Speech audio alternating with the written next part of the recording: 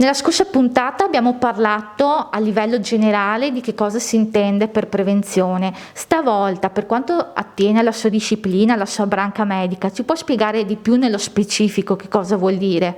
Adesso provo a dirvi, se riesco in maniera semplice, la base scientifica, vero, che ci induce a favorire molto gli aspetti preventivi che abbiamo nominato.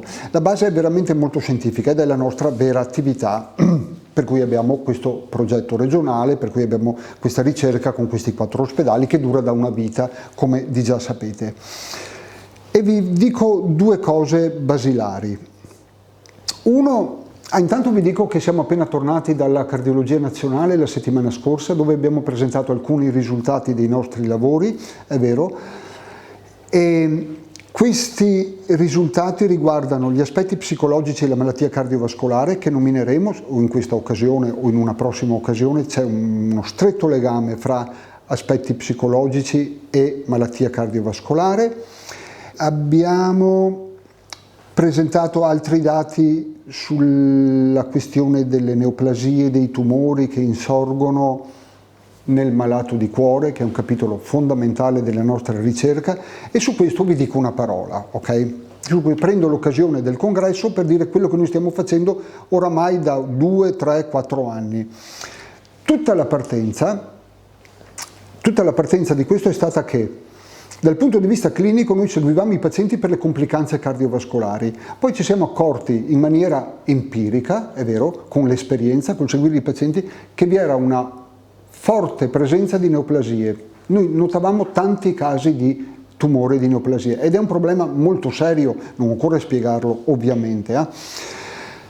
Va da sé che anche tutta la problematica dei tumori deve puntare molto sulla prevenzione, già le nostre istituzioni fanno molto in questo campo. La cosa buona che noi abbiamo cercato di fare appunto è quella che, seguendo il paziente, vedere cosa accadeva e vedere cosa si poteva fare per prevenire. Noi studiamo la relazione fra incidenza di tumore nel post-infarto e le variabili di base per vedere che cosa si può fare, quali sono gli aspetti dove si può migliorare. Questo è un aspetto di prevenzione. Ma una cosa di base che vorrei dirvi è che in una celebre università della Florida c'è una professoressa che si chiama Lucas, Alexandra Lucas, che alcuni anni fa ha pubblicato un lavoretto piccolo e breve su un argomento che nessuno sapeva. Pensate che nella cura del malato, il malato di cuore va nel suo reparto, è vero o no? Va in cardiologia, si cura, va a casa con le buone speranze che uno auspica. Il malato neoplastico, l'altro enorme problema che abbiamo, viene curato nei reparti internistici, oncologici, fa le cure, si spera che le cose vadano il meglio possibile e va per la sua strada. Ok, difficilmente venivano unite le due robe, il cuore va dal suo, il tumore va dalla sua parte. Questa Lucas, questa professoressa qua, ok, dice, indaga e alla fine scrive una paginetta, la pubblica su una rivista internazionale e dice: io penso, ho ragione scientifica sperimentale per pensare che la radice ci sia qualcosa sotto di comune che favorisce sia la malattia di cuore sia la malattia neoplastica, che lei in qualche maniera la etichetta come attività infiammatoria di fondo, chiamiamola così in maniera un po' imperfetta. No, a noi interessa capire l'idea, c'è sotto qualcosa che indirizza, che spinge verso tutte e due le patologie. A noi questo, per spiegare la nostra osservazione, ci pareva neanche vero, questo ci dava una giustificazione, una spiegazione del perché nei nostri pazienti ci fossero così tanti tumori. Andiamo avanti con queste indagini qui. E accade che il 25 marzo, appena passato adesso, un nostro allievo dei nostri paesi qui si laurea in biostatistica a Padova e presenta una tesi dove sono inseriti dentro questi dati che riguardano l'incidenza di neoplasia nel cardiopatico. Per dirla con soli 2 numeri, noi nella popolazione generale accade una neoplasia, diciamo, con un fattore di 3 o 4 volte, è vero, si dice è un'incidenza per 1000 persone, pensiamo a un numero vicino a 3 o a 4. Nei nostri pazienti questo numero diventa 17-18, ok? Vuol dire più di 3 volte tanto.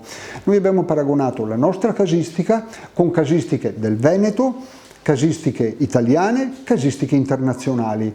Noi troviamo che c'è un rischio maggiore di almeno 3 volte, forse 3 volte,7. Questo è un dato fondamentale.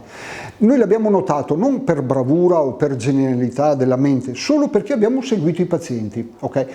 Questa noi dovremmo considerarla come una base dove lavorare sopra molto per l'aspetto preventivo, e oggi ne nomineremo uno.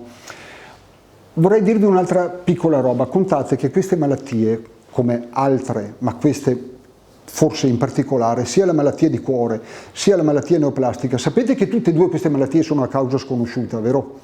Tutte e due queste malattie nessuno al mondo sa la vera, né a New York né nelle più celebri università del mondo, nessuno sa la vera causa per cui compare l'infarto e la vera causa per cui compare la neoplasia. Per contro, conosciamo molto sui meccanismi. L'opinione diffusa nell'ambiente scientifico è che i meccanismi siano plurifattoriali, ok? Cioè varie cause, vero? Fumo, sedentarietà, ipertensione, avanti. Una di queste sembrerebbe essere l'infiammazione. Il parere di questa professoressa è che questa base di tipo infiammatorio, pensate ai processi infiammatori cronici, anche di tipo artritico, e malattie simili di questi sfondi infiammatori che persistono nel tempo, sembra che inclinino ad ambedue queste malattie. Poi noi stavamo verificando i nostri dati, li abbiamo rifatti 1000 volte, sempre col pensiero che ci fossero errori, cose sbagliate, controlla e ricontrolla, finché accade che pochissimo tempo fa, forse 2 mesi, una roba del genere, all'Università del Wisconsin, una professoressa, la direttrice del reparto di cardio-oncologia, a me dispiace che non mi sovviene il nome adesso, con il loro reparto, in questa materia che è un po' nuova, infarto di cuore e tumori, prepara una nuova classificazione, cioè mette ordine alla materia nella relazione fra queste due malattie qui. La divide in 4 capitoli, adesso non sto a dirvi il dettaglio così. Uno di questi capitoli è la comparsa di tumore col malato di cuore. Ok, in questa revisione, in questa linea guida, in questa revisione che viene preparata, loro dagli Stati Uniti, dall'Università del Wisconsin, prendono questo nostro lavoro, un nostro lavoro sull'incidenza di tumori che abbiamo pubblicato nel 2019, è vero, e lo evidenziano molto, lo citano, lo inseriscono in questa loro revisione, lo nominano molto e lo usano per spiegare questo meccanismo qua. Questo per noi è stato un fatto fondamentale. Una università importante americana, in un centro importante di cardio-oncologia, i nostri dati sono stati presi per costruire, è vero, questa linea guida, per costruire questa nuova regola per studiare questa relazione, per cui questo per noi è un risultato buonissimo. Ok, torno a dire per concludere questa parte di domanda che è possibile che alla base di queste due malattie ci sia qualcosa di comune. Una di queste basi potrebbe essere il fatto infiammatorio. Qual è la parte pratica? Quando noi diciamo al nostro paziente, gli raccomandiamo, vero, di stare attento ai fatti infiammatori, soprattutto quelli cronici. A volte noi gli diciamo attento a non prendere freddo, non prendere intemperie, avere cura. Se hai un po' di bronchite, curala bene, non per la bronchite, per tutto l'organismo. Se hai un processo infiammatorio da qualche parte, anche articolare, muscolare, così, curalo bene, perché questo qui sarà favorevole per la tua salute, sarà favorevole anche da un punto di vista preventivo. Quindi nel nostro colloquio di oggi, se focalizziamo l'attenzione su questo aspetto qui, è solo uno, ma questo può essere una roba nuova e significativa, tutto quello che riduce o fa guarire l'infiammazione protegge per il cuore e per le neoplasie.